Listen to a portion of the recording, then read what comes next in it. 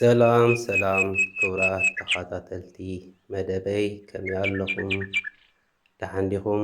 ኣነ እግዚኣብሔር ይመስገን ጽቡቕ ኣለኹ። ንስኹም ጽቡቕ ክትህሉ ሰናይ ምኞተይ ክገልጸልኩም ፈቱ። ሎማዓንቲ ሒዘዮ ዘለኹ ወይ ከዓ እዚ ትሪእዎ ዘለኹም ናባኹም ከቕርቦ ዝደለኹ ኣጋጣሚ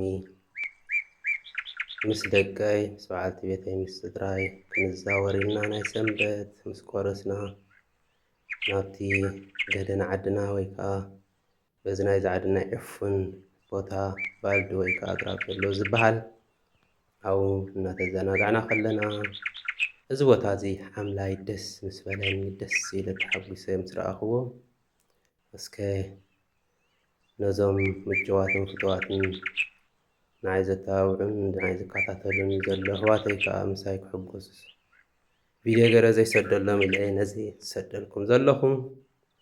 ቅድሚቶም ብላይክ ሳብስክራይብ ሸር ጌርኩም ቤተሰብ ድኾንኩም ተተባብዑን ኣዝየ ከመስግነኩም ፈቱ።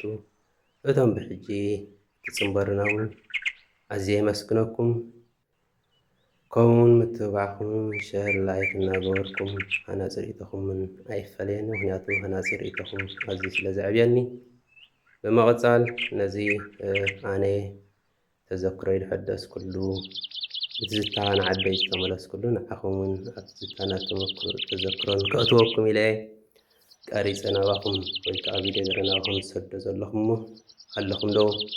ሆየ ምስ ተባህለ ሃንሰ መስቀለ ካፍቲ ሓፁር ናይ ግራውቲ ገፊፍኩም ዕፉን ንኽትጠብሱ ሓዊ ኣጉድኩም ሆ ክትብሉ ተረብረብ እንዳበልኩም ክትሓድሩ ዝውዕሉ ዝነበርኩም ተሓድሩ ዝነበርኩም ከምኡ ብል ሓዲርኩም ተንግህዎን ተርፍድዎን ዝነበርኩም ኣበለኹም ተዘክሮኹም ይሕድሱ እስከ ንሕና ነዚ ብምርኣይ ተዘክሮና ሓዲስና ሓደ ሓደ ኢልና እውን ዕፉን ተረብረብ ኣቢልና ኢና። ከምቲ ናይ ዓድና ግን መቐረት የብሉን። እዚ ናይ ዓዲ ብመድሃኒታትን ካልእን ብዘይ ዝልቡ ስለ ዝዓቢ ኣዝዩ ጥዑም ኣይኮነን። ከምቲ ናይ ዓድና ተቐንጮ እውን ጥዑም ኣይኮነን። ከምዚ ዓድና ብተቓንጫ እንተዳ ዘይበሲሉ ወይ ከዓ ዘይተረረ ዝኾነ ዒፈል ዝኸውን ከምኡ ዓይነት እዩ እቲ መቐረቱ።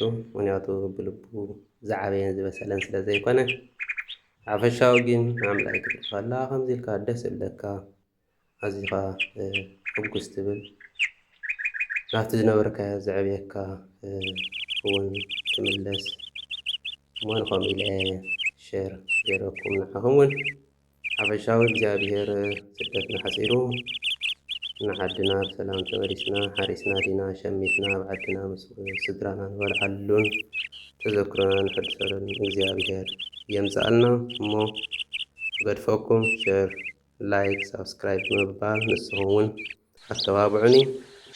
ምክንያቱ ናትኩም ሪቶም ኩሉ ነገርን ንዓይ ስለ ዘዕብየኒ ሓፈሻዊ እዛ ቻነል ኣተኩራ ኣብ መንፈሳዊ ግጥምን ፅሑፋትን ሓፀርቲ ዛንታታትን እያ ተመርኪሳ ክሰርሕ ተበጊሳ ደላ እሞ ነዚ ክትከታተሉ ይዕድመኩም። ሰሰናዩ ቻው።